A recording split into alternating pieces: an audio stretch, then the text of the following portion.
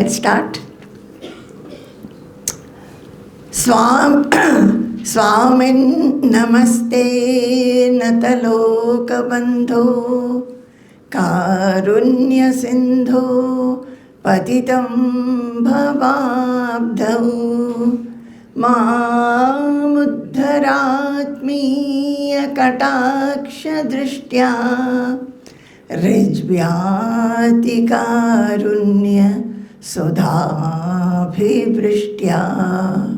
Swamin namaste, Swamin namaste, Swamin namaste, Swamin namaste. Jai Guru, Jai Guru, Jai Guru. So today, this session has been given a name, Satsang with Ma, no topic. Actually, when we were discussing about the Malaysia program, it is always in a hurry. From here also we were being asked constantly what is the topic and what will be the other topics. So we thought that let it be a satsang. And so no topic is given. It doesn't matter much, because whether topic given or not given, we are talking the same thing. Same thing again and again, and I feel that it is absolutely essential to talk the same thing again and again, because we tend to forget. And why do we forget? Because as soon as you all will go from here to your usual daily activities or in your house, all the things from the house will again come and fill your mind. So we forget all that has been discussed, told, heard, maybe contemplated upon, and the effect of those, it doesn't remain. So it is the same thing. We try to explain, we try to read it many times so that it becomes our personality. It should become our personality. Just like whatever work I may do, whether it is important, unimportant, whether I'm absolutely engrossed in that, I'll never forget my name, where from I come, where is my house, how many siblings we are, we don't forget it.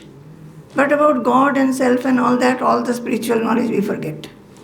When we are involved in work, we don't remember the spiritual knowledge that we have. Why do we remember the name, house, etc., etc.? Because it is a personality. So we have to make the spiritual knowledge go into ourselves and be soaked into ourselves so that it becomes our personality, and we'll never forget it then. So, satsang. So I was thinking, what shall I talk in satsang? And yesterday Swamiji was saying, and Swamiji also started saying that he initiated the talk saying, what is satsang? Satsang, that is association with the Sat. And what is Sat? Sat is that which is eternal, which never changes, which is immortal. So, satsang is that where we associate ourselves with the Sat. So either you, that is we either hear about the Sat, which is the self or Brahman, God, or we read about, we discuss about, or we are in an association with somebody who has lived the truth, knows what is this Sat, and has become that Sat. So satsang in many ways we can have. Now, when we do not have anybody to speak to us, say, or we do not have the actual physical satsang with somebody who can talk about these things, we can read books on spiritual matters, spiritual texts, devotional books. We can read those. That also is a satsang.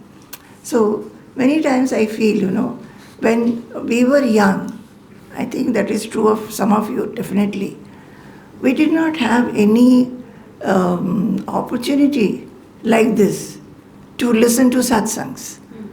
Because that much was not available. Now just see, because of internet and YouTube, you can listen to so many kinds of satsang, and not only that, you can repeatedly hear.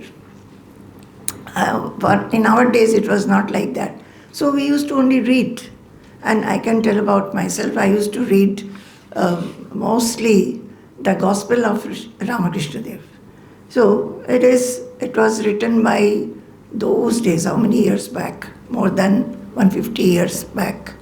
So his disciple M, he used to go near Ramakrishna Dev, and whatever would have transpired there, whether it was just sitting there and observing, or whether he has talked, whether Swami Vivekananda at that time he was narrating, he has sung something, any discussion.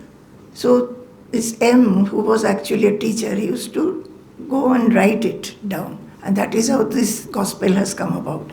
It's such a contribution to the whole of mankind. And when I started reading, and I was reading it in original Bengali, so I would feel I am there amongst all these people who are listening. I mean, he has pictured the whole satsang in such a manner. I did not know the word satsang at that time. I used to think that is, people are going near him and he is talking, giving some, he is talking in a very most innocent, simple, even in a rustic manner, I would say, very simple words. But what I want to tell you is that I later on understood why I used to read this book and like this book so much, because I was in a satsang. I would feel I am there, as if I am also amongst all others, listening to those holy words, those serene words, the words of purity, and felt so much uplifted. And that is how, in the beginning of my sadhana. So, satsang is that. And why this satsang is necessary actually? The satsang is necessary because, see, we are in our day-to-day life, we are only interacting with our family, or maybe in the office, maybe neighbors or friends, and we are talking about what? We are talking about everything which is changeful. The world itself is changeful, and all our associations are also changeful. Whether it's a family, father, mother, husband, wife, children, friends, anything. Any relationship is a changeful relationship. Who will drop the body when, we do not know. Even if one doesn't drop the body, say the friends with whom we were so close in our school days, our college days, where are they? Maybe we don't even know. Or maybe some after a long time, I think this through Facebook nowadays, suddenly you get to know your friends. So we don't have Facebook. So we don't get to know. So anyway, so like this, everything is changeful. Whether you are talking about your family, your profession, your maybe promotions, your possessions, your qualifications, the name, fame, anything that you have, anything that happens, everything changes. So that kind of discussion will sometimes give us happiness, sometimes will give us unhappiness, sometimes will give us a lot of delight, sometimes will give us anxiety. It will always be changing. So what does this satsang do to us? It tells us about something which is always there, eternal. So we are constantly discussing about something which is always there, and discussing about that we feel that we are able to understand how to remain in this life, facing all kinds of situations, how to grow in our personality, how to remain unaffected in life, how to go beyond fear, anxiety, etc. So that is why the satsang is very much important. And generally in the satsang, what we will discuss about God, we'll discuss about self, or we'll discuss about Brahman, we'll discuss about how in every situation we can deal with the situation with an equal vision, or poise, how to remain poised in our interactions. All these things we can understand. So, in Viveka Chudamani, Shankaracharya has said that 3 things are very rare. Many of you may be knowing that. The shloka is this: Durlabham trayamevaitat devanugraha hetukam manushyatvam mumukshutvam mahapurusha samshrayah. It's a very beautiful shloka, and it gives us a knowledge. What this satsang is actually giving us? A knowledge. Knowledge about what? What is eternal, what will not change. And that knowledge about what is not changing will also have the effect in our mind of keeping our mind in a stable position. Why our mind undergoes instability? Because sometimes we are having a lot of happiness, a lot of unhappiness or anxiety or fear or whatever. So, Durlabham Trayamevaita Devanugraha Hetukam. It says Trayam. Trayam is 3. 3 are Durlabham. What is Durlabham? Rare. 3 things are rare in human life. What are those 3? First is Manushyatvam. That is the human body itself. The human birth itself is very rare. We would have been born as anything else, any kind of animals, reptiles, insects, or birds. We could have been born. But we have been born as human beings. So what is so special about being humans? Because God has given human beings the mind and intelligence. Mind to think and intelligence to discriminate. Discriminate between what? What is good, what is bad. Just like we are saying changeful and changeless. What is changeless? What is changeful? So we would not like to have anything that is changeful, but we are constantly going behind that only.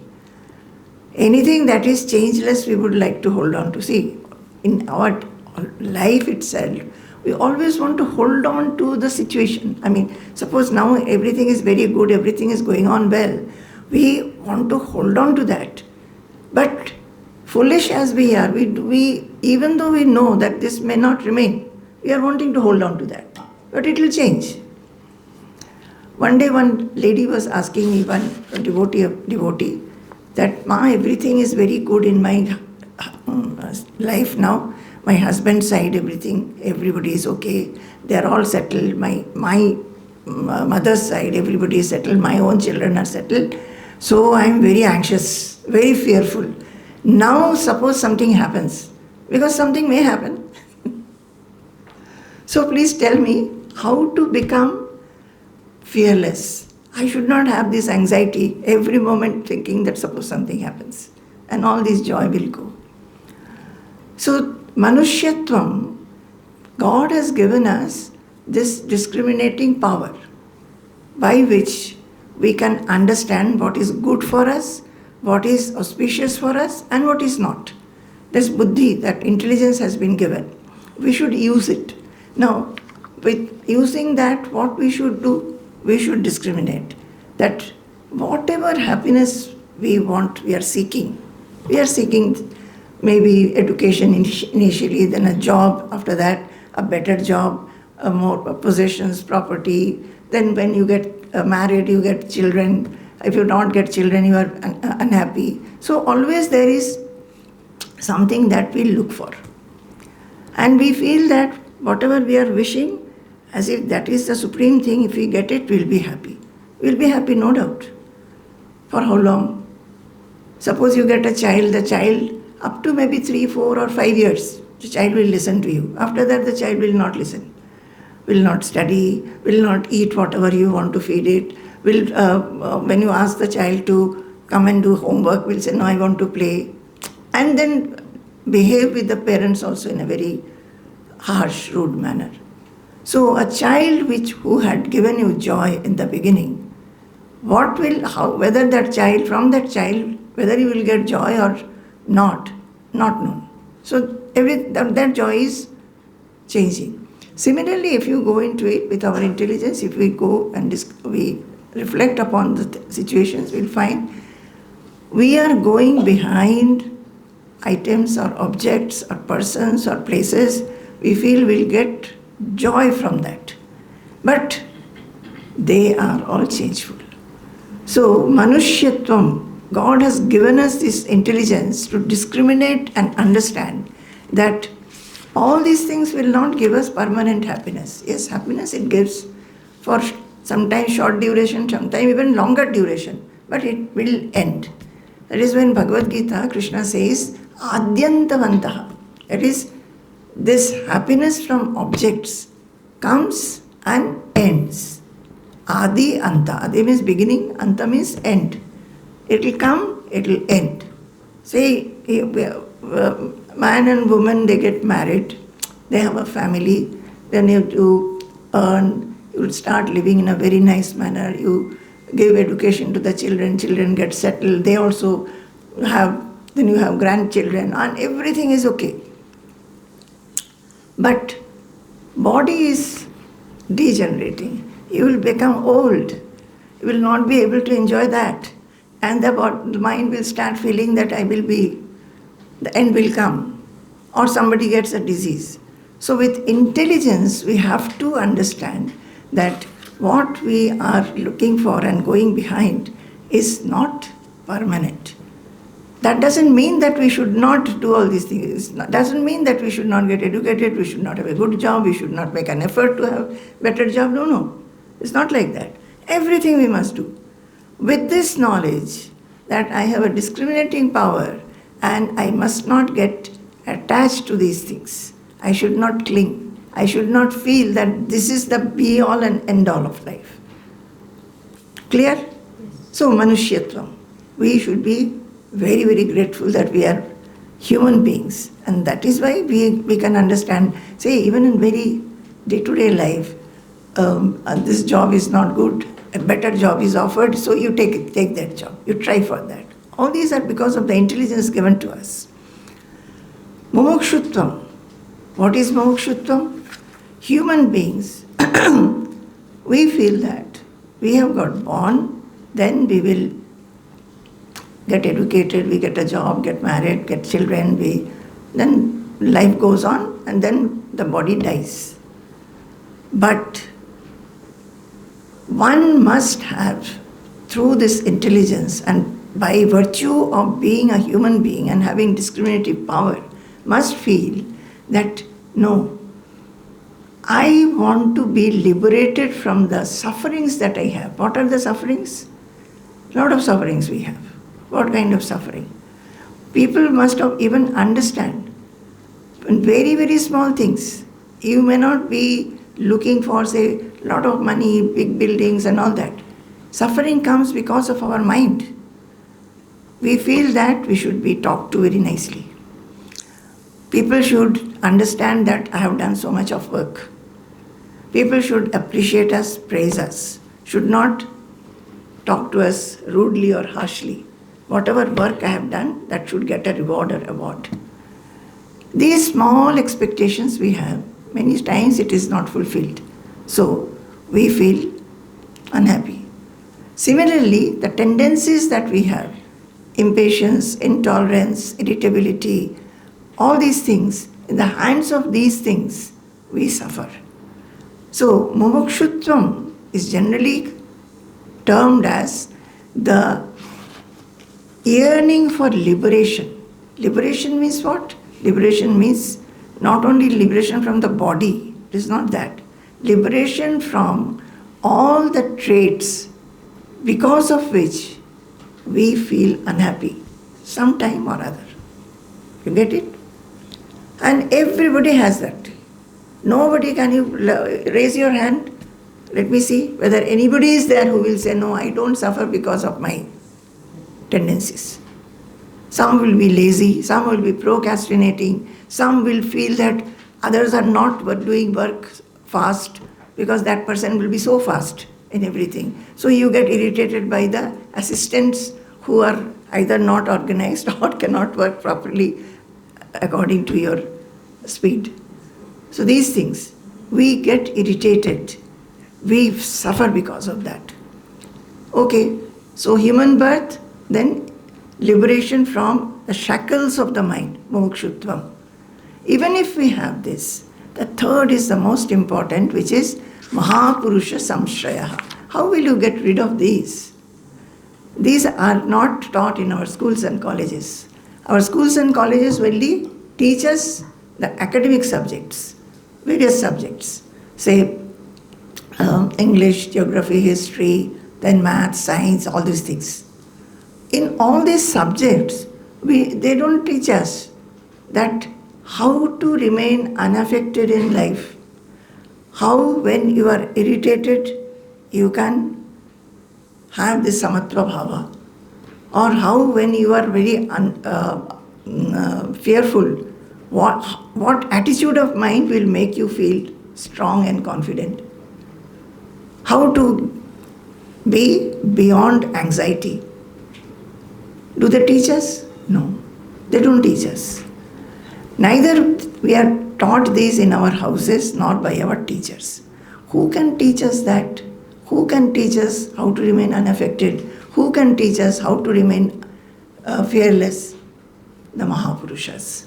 Those who have tread their path of spirituality in their life, they have also wanted to go beyond all these sufferings, and they have found that knowing the self, knowing God, one can have this kind of unaffectedness in life and fearlessness in life. So, Mahapurusha Samshaya, you must have the association with a Mahapurusha, a person self-realized. So that is a Satsang. That is why I took this sloka, that three things are very, very important in life. They are very, very rare. That is Manushyatvam, the human birth, and the yearning for liberation, and the association of a loving guide or guru. These three. Now, these three happen together in one's life by Devanugraha Hetukam. The first line is Durlabham Trayamevaitat Devanugraha Hetukam. So, say all these people, all of you that you are here, you are listening, it is because of the blessings and grace of God that you are listening. And similarly, some others are there who listen also. Not all listen. If you see the number of people who listen or who have satsangs, who like satsangs, who give some time for satsang, whether you read books or whether you physically hear something, these days through internet you read, that is, you have developed a love for listening about this Sat. That comes about because of Anugraha, or the grace and blessings of God. So the first thing that we must have in our life, the first thing, we use these words, no? What is the takeaway? What is the takeaway? The takeaway is be blessed. Feel blessed. You know? I think that one thing that if we can remember that we are actually a blessed lot. Blessed lot. And I started saying that many times, repeatedly we have to hear, even that we are blessed we forget. So whenever something happens, we just become absolutely shattered. We start complaining, grumbling. We must remember that we are actually blessed. And feeling this blessedness, we must grow in our personality, which is a holy personality, which is a divine personality. Our real identity is the divinity in ourselves. It is the holiness in ourselves. We are that, but we forget constantly. We forget what we are actually, what is our identity. Now, what this another sloka I will take. That sloka says, Bhagyodayena bahujanma samarchitan. I am not chanting, not able to chant. Bhagyodayena bahujanma samarjitena satsangameva labhate purusho yadavai ajnana hetu krita moha mahandhakara nasham vidhayahi tadodayate vivekaha. Now satsanga is had. Maybe you like to have satsanga. You are in association with the Sat. Whether you do it yourself by reading books, or you physically, whenever possible, you meet, like in the center, you meet like-minded people, you meet and discuss. And actually when somebody like Swamiji comes, you are coming and listening. So this shloka is saying, it is a bhagya. What did they say? It is by God's grace you have got this. God's grace and blessing, you have got this Malaysia Janma, that is a human birth. You have got this liberation, feeling that I should be liberated, mumukshutvam, and the association of a Mahapurusha. All these come about by God's grace. So we should be feeling blessed. This second sloka is also saying that you are blessed. You have a great fortune. You are fortunate. Why? And when that fortune comes about, when does it come? Bhagyodayena bahujanma samarjitena.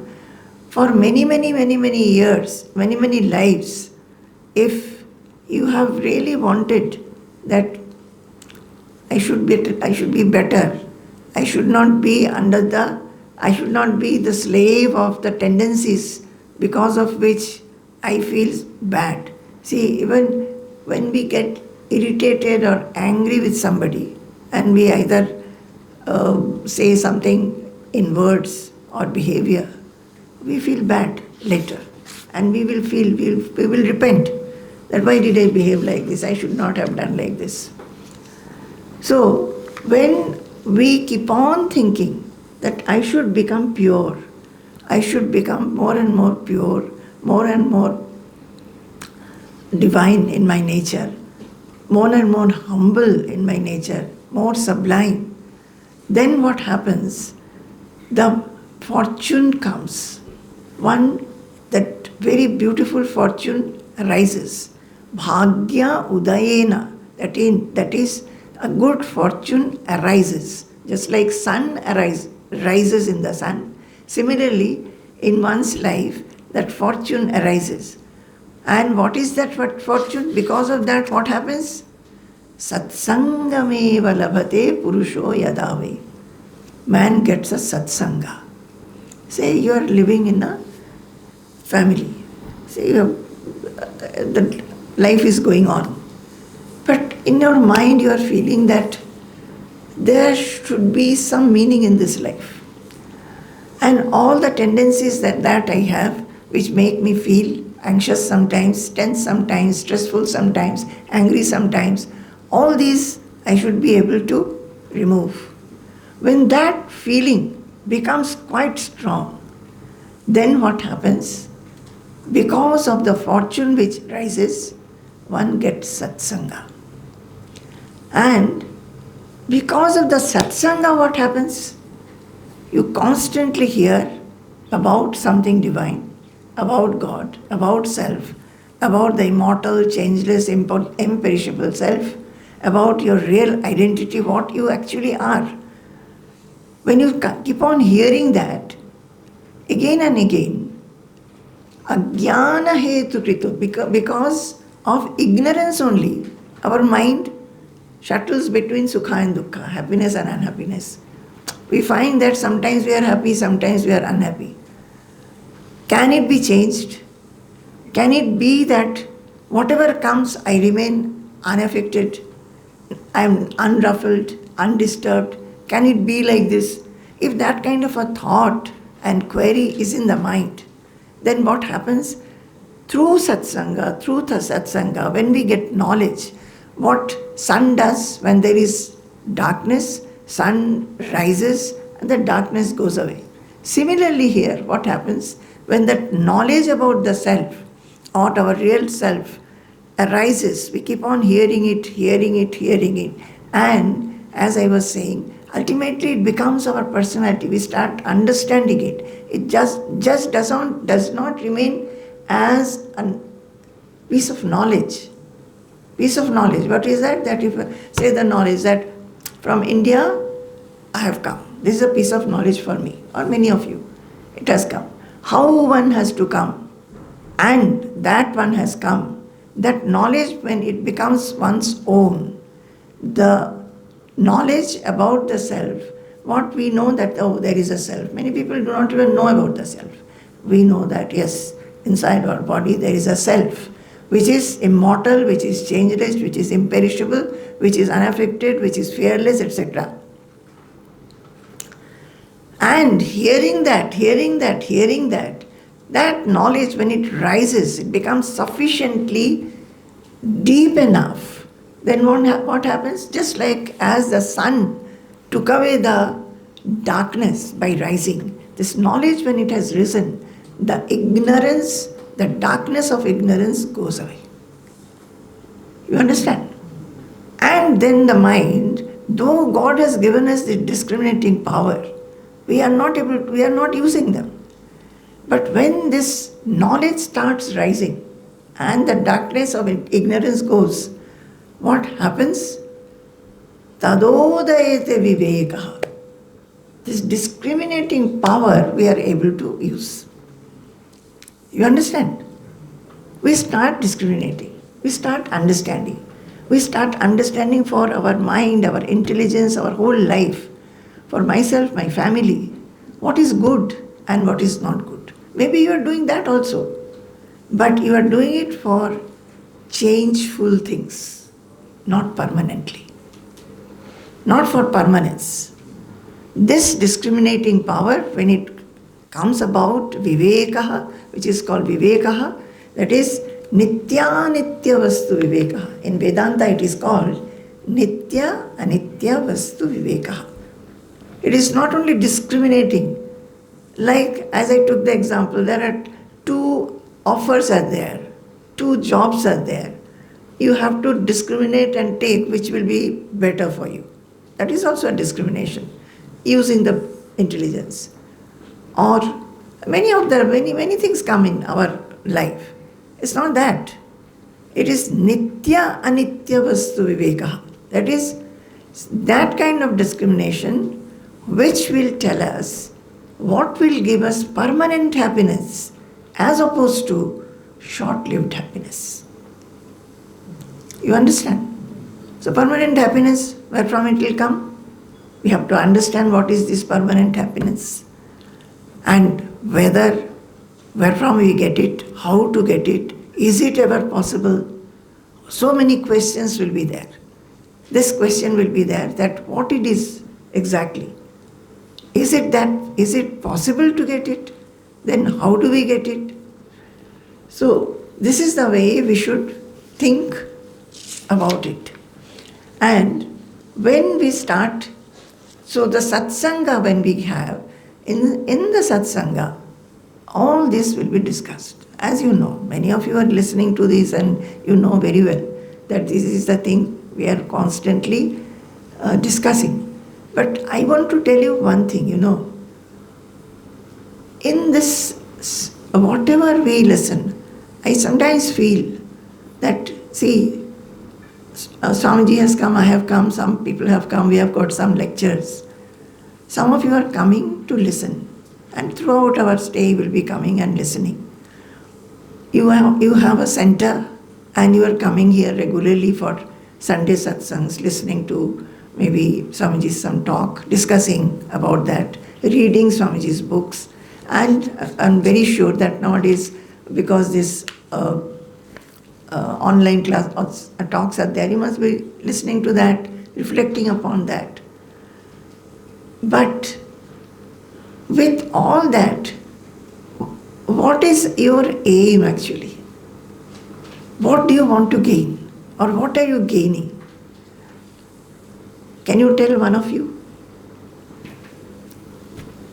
Why do you like to come and remain associated and listen?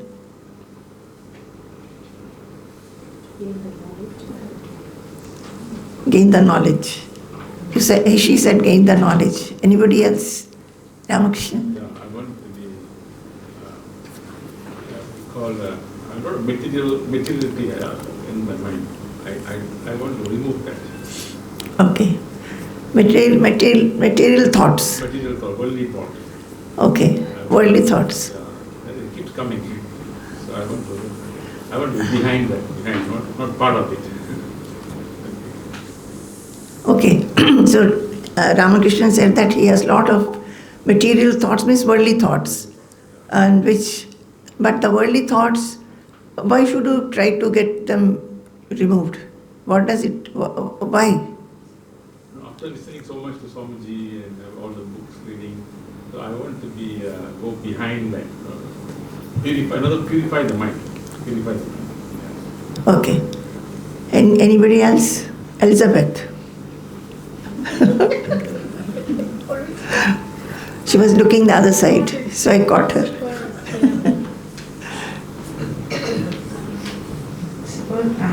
For me, it's to live alive with no expectation and to be unaffected.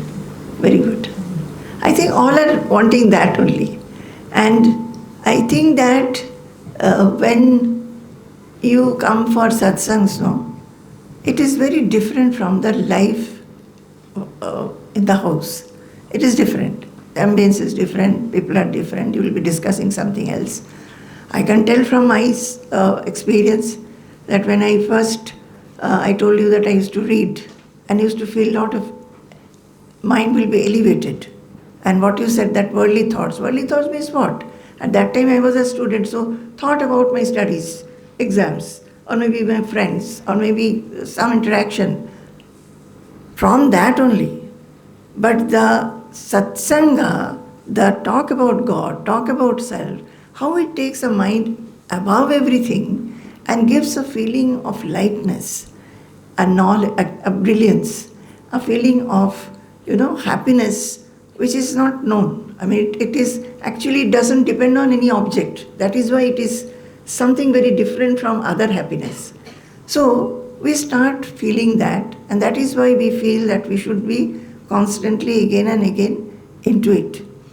So that is the aim. And that for that, what happens is that whatever exposure we have, the exposure should be, when we hear, always our mind may not be constantly focused. But whatever we have heard, we should be receptive. Then whatever we have heard, that heard, read, or we have known, that reflection should be there. That is, do your work, but in working, think about these. Sometimes when in our day-to-day life we come across some situation, whatever knowledge we have got, we should apply it so that we get beyond it. We can apply this knowledge. This whole of satsanga should slowly become part of your life. Part of your life. It is not that on Sundays we come and have a satsanga. Or when Swamijis are coming, we are going to the lecture, that is a satsanga. Rest of the time, I am doing my worldly duties. In the worldly duty, whatever you have learned, you have to bring that into the worldly activities, interaction and everything. And after reflection, that is what assimilation. That assimilation is this. In your activities, interaction, thoughts, even thoughts, you have to slowly, you have to bring in that. And then live that knowledge. Whatever knowledge is gained, live it. And then also when you interact with others, automatically you will find that your talk is different. You are no more talking only about family or possessions or maybe a promotion, not like that. Whatever you are talking that it is smeared with that knowledge. Now coming to Ramakrishnan, you said that you have worldly thoughts and you have to go beyond it. Now, how will you go? Because throughout the day we are doing worldly activities. And all these years of life we have done only worldly activities. So whatever we have collected, Just by trying it will not go. So what we have to do then? We are seeing, we are hearing that God is everywhere, self is everywhere. So even these thoughts which we feel that are distracting us, it is worldly. We have to feel that those also is in the self. You understand? You should not get bothered by them. You should not work upon them. It's a very, very good point. I think in this only we get stuck. What is that? We are doing worldly work, but we want to become divine and spiritual. We feel that we should be always in the thought of God, always in the thought of self or Brahman, which does not happen. Especially when we are doing some work in a very involved manner, maybe some office work, how the mind will think of God at that time? Will not. Will think of the work only. You are working, young girl. Whether she is working in an office or anybody working in an office or anybody working in the house also, housewife also. Same thing.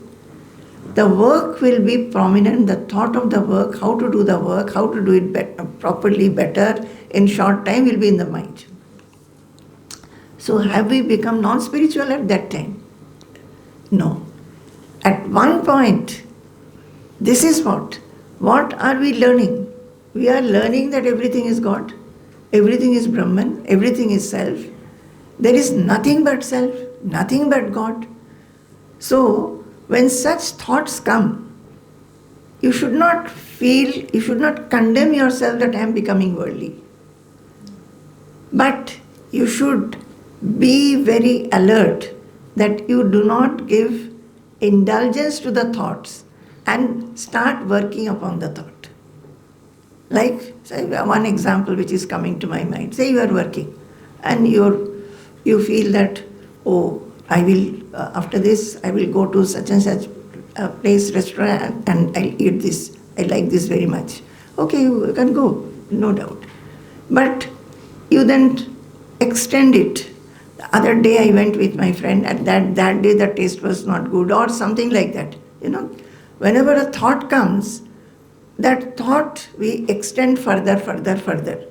That is, the worldly thoughts we extend further. One after another. There you should stop. You should feel that the thought has come, that this thought also arises because of it is the self, it is God. But we should be very vigilant to see that we do not give indulgence to the thought and keep on working on the thought. Is it clear? Any question regarding this?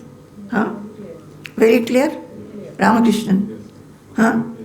This is something very, very, very interesting also. You will find that your mind has simply gone away. That is what, even while listening to spiritual talks, you will find your mind has gone away. Okay, let it go. As soon as it's gone away, you have understood. Catch the ear and bring it back. And start again. But you should not condemn yourself that, why did I think? That means you are defeating the purpose. Ultimately, there will not be any spiritual or non-spiritual. See, actually, when I came to the ashram so many years back, so at that time my thought was self-realization. Why I am not getting? And Swamiji had to do a lot of domestic work at that time, a lot of physical work. So Swamiji used to tell, you have to learn that there is no difference between spiritual work and non-spiritual work. Everything is spiritual. You have to find that oneness, the one consciousness or one divinity in every kind of work. You understand? So, we think that, say, we have started the Pushpa Samarpana. It's a very divine thing. Those who are getting the flowers, cleaning the flowers, keeping everything ready, is feeling a lot of divinity is felt. When we do any kind of worship, we feel a lot of divinity. We'll wear nice clothes and come. Light the lamp, light incense sticks, chant some slokas. And Same person, when you go to the kitchen or you go to buy something in the market, you will be grumbling. Why? Because you make a difference. Can there be any difference? No. So ultimately it is, this difference should merge. Whatever work you do, that is divine. Whether it is small, big, important, unimportant, everything is divine. But see to it that you do not cling to the work. You do not have attachment. Attachment means attachment for a particular result. Attachment for praise. Attachment for appreciation. Oh, I am doing so much of work, nobody is even noticing. That becomes the most... Nobody is noticing that I am the one who is doing so much of work. Others are simply sitting and gossiping, not even giving a helping hand. So, these thoughts should not be. You should be very matter of fact. If you can do, you do. If you cannot do, then please tell, I am not able to do anymore. Please come and help me. This naturalness and sahajata, this is called the sahajata, sahaja. This should be. So, I don't know from where to where I have gone, but I think this is a very important thing. Don't you think it is very important? It's a very important thing. Very important thing. I think you have heard many times, I have told this sloka, which Swamiji used to tell me at that time, which is about the gopikas. I used to say something, because I came to the ashram. Ashram means everything, all divine, all worship, all always in that atmosphere. Who knew that so much of physical work I had to do? And so I would be telling Swamiji that it is not possible, Swamiji, to think of God while doing work. It is not at all possible. Then Swamiji told me this sloka. Ya dohane avahanane mathano palepa prenkheng khanarvarudito ksanamarjanado gayanti chainam anurakta dhiyoshru kantyo dhanya rajastriya urukrama chittayanaha. This is from Bhagavatam. It tells about the gopikas. So what is it telling? Ya dohane avahanane. Swamiji told me that, see, look at this sloka. This is talking about the gopikas. And in Brajabhumi, the gopikas or the gopas, what is their work? They are having lot of cows, and so everything is around grazing the cows, bringing the cows, milking the cows, making curd, then taking out butter and all those things. So this shloka is telling that daily work of a gopastri. She gets up in the morning and she first starts sweeping the courtyard, then smearing cow dung in the courtyard. Then she will go and milk the cows. Lot of milk is obtained. Those milk she will keep for boiling. Then whatever curd has been made the previous night, so she will do the churning, taking out butter. While she is doing that, children who were sleeping in the cradle maybe, they have suddenly got up, not finding the mother by the side, started crying. So she'll leave everything, go to the child and cradle them and make them sleep again. What are these work? They are all everyday work. Nobody is actually giving any kind of praise or appreciation to them because it's everyday work. And gayanti chainam anurakta dhiyoshru kantyo. But she does the work, singing, gayanti. Anurakta dhiyoshru kantyo. She sings whose name? Krishna's name. And with lot of love. Anurakta means anuraga means love. With lot of love for Krishna, she is doing the work. And eyes are shedding with love. So, Swamiji would tell me, if the Brajastris could do everyday usual work, taking Krishna's name, remembering him while the hands were busy doing work, why can you not do? And those days we also had so many cows, so much of milk used to be there early in the morning, so much milk to be boiled, big vessels. Never seen such big vessels in my life earlier. leave aside holding them. And so one day I'm just remembering, so I will tell you. One day while pouring the one big vessel into another, all the milk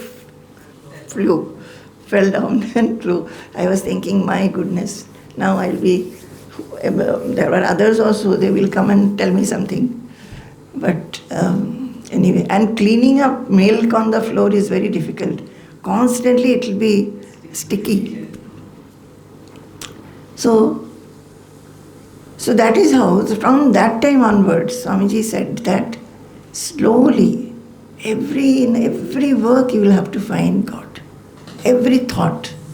So Ramakrishnan, if you're feeling that material thoughts are coming, material thoughts will come. But what do you have to think at that time? At least what, were you in the morning? Were you there in the morning when Swamiji? What did he say? Talk to God.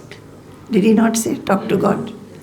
So you have to tell God that you are giving me these thoughts and I am constantly thinking these are worldly thoughts. So give me that feeling and that knowledge where I will not have this differentiation. I will understand that these thoughts also belong to you. And I will not condemn myself, thinking that I have become material by having these thoughts.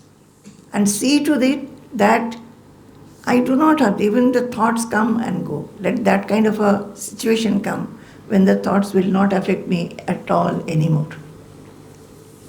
That is why talking to God is very, very important. Talk to God. People do not talk to God. People will keep them and do worship. Swamiji had told me one thing. See, we make an idol which we are keeping in the temple. If we go to the rock from where the stone was taken, we feel it is a rock. But same rock which has been cut, chiseled, and the sculptor has made an idol and is put in the temple, we are feeling that it is an idol, and we immediately start doing pranam and namaskar. How is it? How is it? Because when we are seeing with the eye, we are feeling it is an idol. With our intelligence, we are feeling now it is God. So these differences we have to slowly bring about. And how will we do when we should try, make an effort in all our day-to-day life. We should make an effort. I think I would tell you that you should make from this very moment. See, after this you will go to serve food. No, food is over today. So anyway, you will go home. You should think that everything is God. There is no difference. There is a very beautiful shloka, which says, Yadyat karma karomi tattad akhilam shambho tabaradhanam. Whatever work I do, He Mahadeva, He Shambho, it is your worship.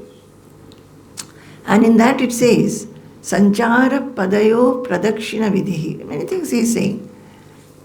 So this one word, one sentence, one phrase, it really struck me. Sancharaha padayoho pradakshina vidhi. That we are walking, that is circumambulating you, doing pradakshina. So if everywhere is God, what are we listening to in the satsanga? Constantly we are listening about God, listening about self or Brahman, and listening about Him what? That He is all pervading. We are listening to that. So this is a piece of knowledge. Will you just keep it as a piece of knowledge? Or you will apply it? Just when I said that, exposure, reception, reflection, assimilation, and then apply it. So sanchara padayoho pradakshina vidhihi. So when we are walking, what are we doing actually? Pradakshina. But we don't think like that. We have to go to a temple and go around the temple and think that we have made a pradakshina. Now most of you are having those watches, no? Which will tell you steps. How many pradakshina you are doing? Only thing you have to think that I am making a pradakshina. Are you understanding? You know, I'm telling this from my own experience. It is so easy. Only thing you have to remember it. Maybe you will forget also, doesn't matter. That I can give you that much grace. Forget, but remember again, remember again, remember again. Just this, that everywhere, whatever we are doing, it is God and God alone. So this is the Gopastris, they were thinking like that. So whatever work they were doing, they were thinking of Krishna. Their beloved is Krishna. We can also think of Krishna. Whosoever idol you want to think about, or you want to think about only the self or Brahman, doesn't matter at all. Think of that divinity. Think of that consciousness. Think of that power, the supreme. That nothing else is there. Everything. Everything.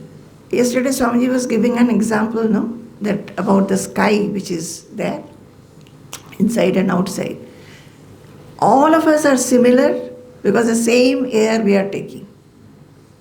He told that yesterday. So this one sentence, you have to reflect upon. When we think like this, then we find that yes, this is my real identity and everybody is the same, everywhere is the same. So, now I will come back to this. I did about Nitya Nitya Vastu Viveka. Now Nitya Nitya Vastu Viveka has happened. And you know, this Satsanga, it is said, how many times we should listen and reflect. And why we should listen, why we should reflect. When we hear, what happens is that we hear about the self. We hear that this body, which we call the I, this body is changeful. Body, mind, intelligence, everything. But the real I, the real identity that I am, is not changeful. It is the same, imperishable, changeless, eternal soul. And that is my identity. If it is changeless, then why is it that I am having happiness, unhappiness, success, failure, anxiety, delight? Why is it that I am going through all this? It is because by mistake we identify with body, mind and intelligence. We start thinking this body, mind, intelligence complex, my name, my whatever a being that I am, the limited being that I am, with different names. Everybody has different name. I start identifying with that. But body is changeful. Our body is growing from childhood to old age and it will be gone. Similarly, the mind is changeful, is it not? Whatever mind we had during our childhood, it has matured so much. So mind is also changing. Intelligence, when we were young, we were not having that kind of sharp intelligence, which we will slowly, with time, we become more refined in intelligence, more sharp, more brilliant in intelligence. So we understand that mind, body, intelligence, all these things are changeful. But the one inside us, which is understanding these changes, we understand, right? There is something in us which can understand. When I was 5 years old, I used to go to such and such school, or this thing happened at that time. When I was 10 years old, the thing happened. So something, some consciousness or some power is able to witness all these changes in my body, mind and intelligence. That is the I, which is not changing. And that one only, when we sleep off, we have deep sleep, we get up, we say that I could not understand anything. I was so deeply asleep that I could understand nothing. Who is saying this? Is the same thing.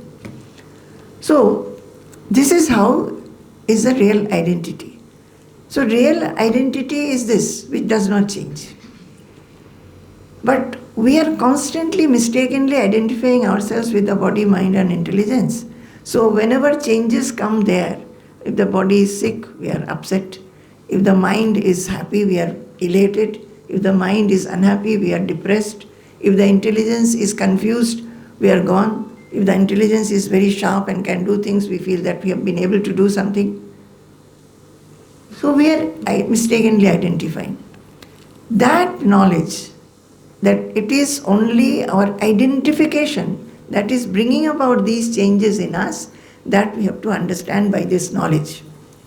And even though we know it as a piece of knowledge, when we get into some kind of situation, we forget it. We are not able to apply it. Then after everything is done, then we think that, oh, what happened? So, that is why being blessed ones who are treading this path, who are associated with satsang, who has gurus, you must reflect and assimilate in such a manner that slowly you are able to apply it in your lives. And how will you be applying? Applying is that many things are there. You must be knowing this. One is what I said, that difference between spiritual and non-spiritual should go. Secondly, God is everywhere, self is everywhere. So the difference, there also the difference has to be reduced. Start thinking, looking at somebody whom you like, whom you dislike, the same self.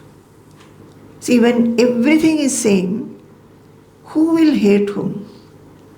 Who will scold whom? Who will praise whom? Everything is same. Only when there are two, one will feel that, oh, he or she is better than me or less than me. The difference comes. So, to be constant, to be at times thinking about the knowledge that we have gained, to apply it in our different situations. Even if you forget, at times you should do. Then you will find the whole life becomes changed. It gives so much of joy. Even actually, I always feel that it is just doing some experiment in a science lab. When you get the result, you feel very happy. It is a very beautiful adventure. So when we go for sightseeing, suppose we go to hilly places, people go to Kedar, Badri and all that, no? Just some days back, one person called me and said, please bless, I'm going to Kedar, Badri, Char Dham. So I said, oh my goodness, that was August, I think. In August you are going to Char Dham? That in this time, it rains. So he is quite old actually. He said, yes, we are taking precautions and going. That is why I'm asking for blessings. That is why. So after he went, within 2-3 days, all this happened.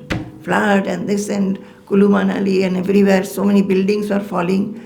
So we called him. He said, no, we are safe here, etc. Then just before coming here, he had called.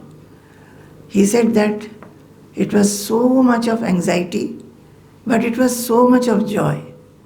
Going, having done all these darshans. So it is an adventure, right? And when we are able to do it, that joy is there. This also, the spiritual thing, is also an adventure. If you take it as an adventure, if you never feel that nothing happens, I'll be like this only, you will always be able to grow, and that feeling that I must grow, I will try, I'll make effort. If that much is there, you will find that it like bliss falling and making us feel drenched. So, so what happens when we hear these things, actually, this again and again hearing has a lot of effect. Initially, you just think somebody who comes initially may not be able to understand anything. But if that person comes again and again, maybe once or twice, hearing that, he starts getting a little interest. And after that, if you still keep on coming, then what will happen? There will be a feeling of Shraddha, faith. What is hearing, it starts appealing in the mind. Then you feel like hearing again. And when you hear again what is being told, you start having faith in that. Yes, it will do good to me. Then it will start delighting one. And because of the delight, you start coming back again or pursuing the path again. And slowly it turns into a deep love and devotion for the subject. That is what happens in a satsang. So I said this because satsang with mass, it has given no topic. So I thought I must explain to you what exactly is happening to us when we come for satsang. And I remember that whenever we would go to meet Baba in Dakshin Khanda. He was not talking much. He used to just lie on his Royal Bengal tiger skin on his asan. Very rarely if he talked, we asked him something, he will give a reply. Most unlike our Swamiji. Swamiji will, we have to tell him that some more questions are there, so make your replies a little short so that all questions can be replied. So Baba was not talking. But just when we would get down at the railway station and start walking, I can tell my experience. I used to feel that there is a fragrance in the air. And as we go walking towards his abode, Purnashram, it was all the questions, all the thoughts that I thought that I'll ask this or that, completely gone. And it will be only a peace and bliss. That was the satsang, just by sitting by the side of a Mahatma. And if you have questions and the Mahatma gives replies, then nothing like that. So questioning also is, the other day I was saying that one must have questions also. I thought I'll ask you to ask me questions, but I only talked. But anyway, I think I took up, though he did not ask me, I think I have taken up a very important point which all of you should try to do in your further sadhana. Sadhana is this only. Seeing everywhere God, everywhere self, and not having that feeling of worldliness and spirituality. That saying that you should not completely give yourself to worldliness. In that worldliness should be turned into spirituality. In that worldliness, whether it is thought, it is action, interaction, speech, everything, you should find the self in it and not anything different from it. Then only the effect of satsang will be. Otherwise, satsang should make us grow in our personality to the extent that we reach that unaffected state, slowly, gradually, and we'll have a love for that unaffected state, the state where there is no fear, no affectedness, no affliction. In Bhagavad Gita, Krishna is saying, Yam labdva chaparam labham manyate nadikam tataha yasmin sito na dukkhena guruna api vichalyate. That is, Yam labdva, gaining or attaining which. Yam labdva chaparam labham manyate nadikam tataha. Gaining or attaining which we feel there is no further thing to be attained. That is our destination. It can be attained. Krishna is saying that Arjuna, there is a state like this which you can attain. And what is the state like? Attaining which you will feel that nothing more is necessary. What is our condition? Whatever we get, we feel some more thing, something else. something else will give me happiness. This will completely make one contented. No more thing, you will not look for anything else. And yasmin sthito na dukkhena guruna api vichalyate. Not only that, that state is such, if you can attain that, then remaining there in the midst of heaviest of adversities, you will not be affected. This is promising. Do we not need this? Self-knowledge. We say self-realization, self-realization. What is this self-realization? Swamiji used to say, you will not find that one morning there are two horns in your head saying self-realization, self-realization. What is this? You have to be this. What is this? Not being affected. Not being affected in the midst of any kind of circumstances. So there we have to, so we must first love that. So any satsang, whatever we hear, we may not be able to remember all that has been taught, but at least something which strikes us, you start doing it, start applying it in your life, start loving that and see that whether you are able to do or not. Why is it that I am not able to apply it? What is hindering me? This is what is sadhana. What is hindering me? Why is it that I am becoming so anxious? Why I am clinging to certain things? Why I am so much attached? Why do I feel that I must have only these things and then I will be happy? So when we start thinking like this, questioning ourselves and really want to go beyond, then we will be, that satsanga actually will have its real effect in us. So Vasishtha says, what Vasishtha says? Vasishtha says that Vishwa prapancha rachaneam asatya rupa na satya rupa manudhavati rama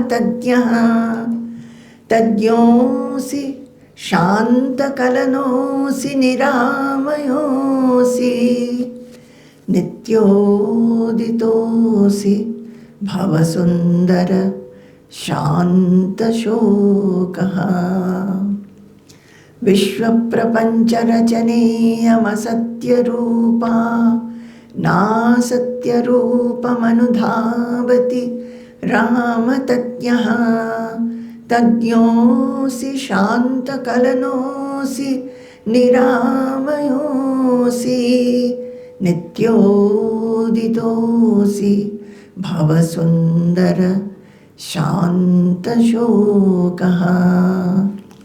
So Vasishtha Deva is calling Rama. He is giving him knowledge. For 18 days he has been giving him knowledge because Rama was dejected. He lost all his interest in the world. He did not want to do anything, sit quietly. So he was trying to give him knowledge so that he can rule the country. He has to rule. So he should rule, but remaining established in the knowledge that I am the self, so that the ruling can be perfect. So he is telling, oh beautiful Rama, hey Sundara Rama, this creation called universe is unreal phenomena. This universe is constantly giving us so much of allurement. With our 5 senses, we are getting allured in various ways. And each sense is telling us, enjoy this, enjoy this, enjoy this. And whatever we want, if we get, we are happy.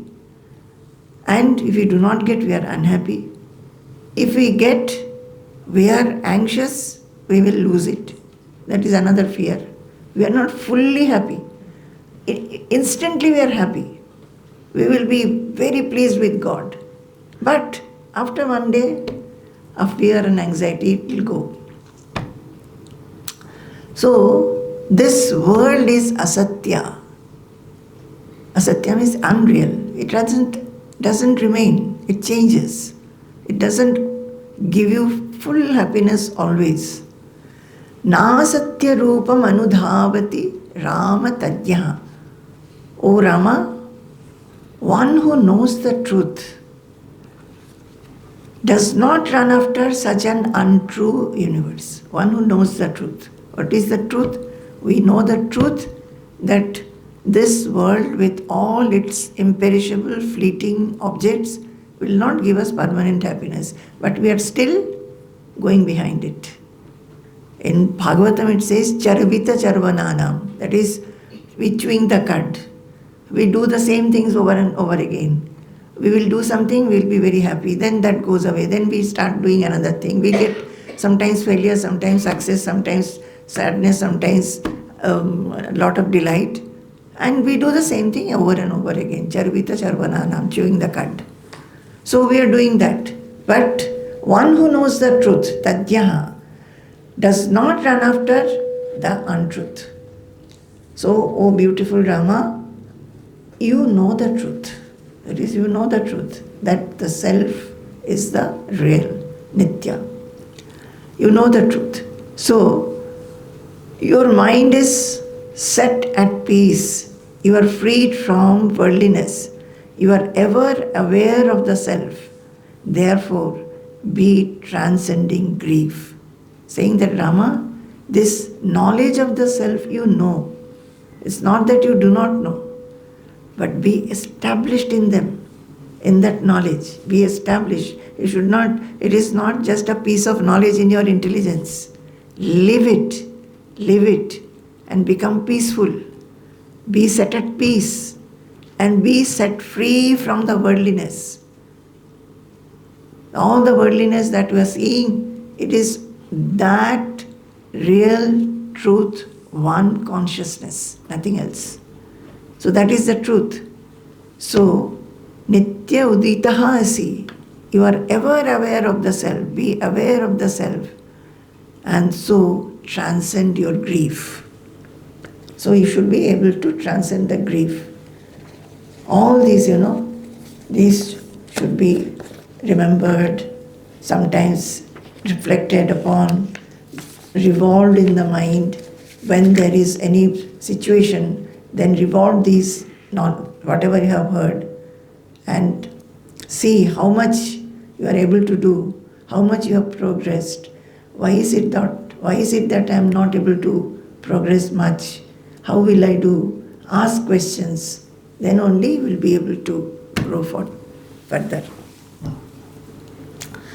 Sampurnam Jagadeva Nandanavanam Sarvepi Kalpadrumaha Gangam Vari Samastavari Nivaha Punya Samasta Kriya Vajah Prakrita Samskrita Shruti Shiro Varanasi Medini Sarvavasthitirasya Vastu Vishaya Drishti Parabrahmani Sarvavasthitirasya Vastu Vishaya Drishti Parabrahmani. Jai Guru.